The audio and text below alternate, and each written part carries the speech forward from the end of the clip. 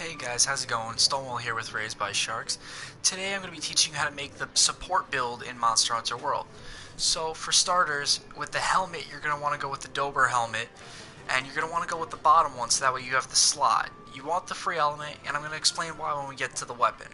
Now for the chest, you're going to want the Dober, but the first one, it still gives you one slot, but the key is that Mushroom Mancer skill. Then you're going to want the bottom of the Dober gloves for, again, the Mushroom Mancer skill and 2 slots. I'm going to teach you what you're going to put in those slots in 1 second, but let's go ahead and show you the waist. So you're going to go with the Tsetse Coil B, so that way you get that wide range skill, and a big slot that you could put more wide range jewels into. Okay, and for the boots, you're going to want to go with the Adogaron Greaves B, so that way you get the quick sheath and a slot. So you're going to want the quick sheath so that way as you're putting your weapon away, you can make use of the wide range of Mushroom Mancer skills. So just from the armor, you're going to be using Mushroom Mancer so that way you can get skill effects from eating mushrooms instead of having to go through items, because this build is going to make you go through items very quickly.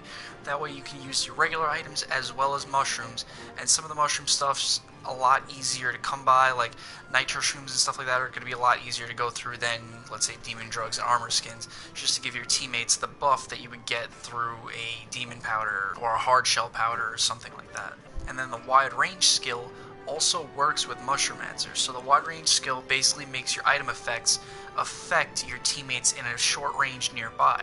So the higher up of a level you get that wide range skill, the wider of a range and the more of an effect your items have on your teammates. So obviously that's extremely supportive, and if you're popping potions, you're going to be saving your teammates' lives, especially mega potions are going to be critical to saving your team in tough situations, and the hard shell powders affecting them at a greater range. Might pills can be applied to your teammates in critical situations for dealing maximum damage to the enemy, especially if you have a guy like a hammer or dual blades on your team that are going to be going through their stamina, and you see a monster staggered or paralyzed, which we're going to get to paralyzing the monster later, but you're going to want to maximize your team's damage by applying those might seeds and keeping them healed, so that way they don't have to worry about doing that. Now for the critical part of this build, you're going to want to go with Hunting Horn, specifically the Fortissimo 2, because it gives you some decent stats on it, but it's got that unawoken paralysis, and that's why we put the free element on the helmet. So that way you're going to get paralysis, and paralysis is probably the most supportive of the elements, because as you're hitting the monsters, you're going to paralyze them obviously, and then you're going to support your team to deal the most amount of damage possible to the monster while they're paralyzed.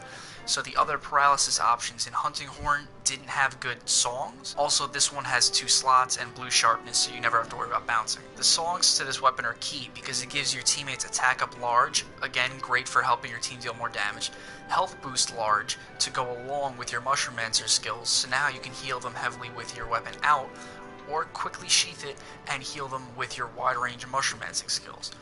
Also, it's got wind pressure negated to help them keep in the fight longer, and defense up large to help them resist more attacks. So for the hunter tools, you're going to want to equip the health booster and drop that on the ground as often as you can to help keep your teammates healed very easily. They won't even have to stop to use potions if you're properly healing them through your songs, the health booster on the floor, and your wide range Mushroom Mancer. For the second hunter tool, once you get that far, I suggest either the Rock Steady Mantle or the Vitality Mantle, preferably the Rock Steady to keep you putting out the songs and not get interrupted as often, so that way you can keep your buffs on your teammates.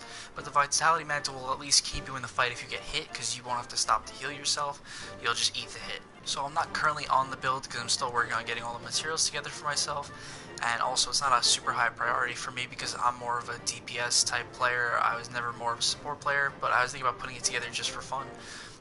The set will give you 9 jewel slots that you can work with.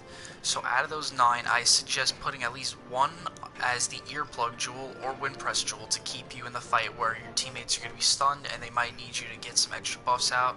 Usually in those situations also where there's wind press or roaring, if you can get those buffs out, then you're usually pretty safe and your teammates are going to be staggered and needing buffs. I also suggest getting the Friendship Charm and leveling it up to its 3rd level, so that way you can get your wide range within the range of levels 4 to 5. And then you still have roughly 6-ish jewel slots after your critical skills to upgrade that wide range either up to 5 if you haven't already gotten there, or go straight into fully upgrading your Mushroom Mancer skills and upgrading your defensive skills. Also, item prolonger jewels would slot in really well with this set because you can keep your teammates buffed for longer periods of time and inevitably help them clear the hunt faster. So by the time you slotted in all of those skills, you might have 1 to 3 jewel slots left. I would suggest either going into that free element again so you can up your paralysis attack, or if you need it to overcome some of the defensive deficiencies for this set, going with defense pluses, so that way you can keep yourself alive and in the hunt. But either way, you really can't go wrong with those. I personally like to increase the paralysis, so that way you can paralyze the monster 2 to 3 times, maybe even 4 during the course of a hunt, because the amount of DPS that your team can put out while the monster is paralyzed, especially if you're properly buffing them, is absolutely insane. One last thing on this set's build, once you can augment your weapon, I heavily suggest augmenting it for the health regeneration, so that way as you're hitting the monster, you're healing yourself and you won't have to worry about it, at which point you and your teammates will probably never need to heal themselves during the hunt with potions, and your whole team can just lay into the monster with reckless abandon.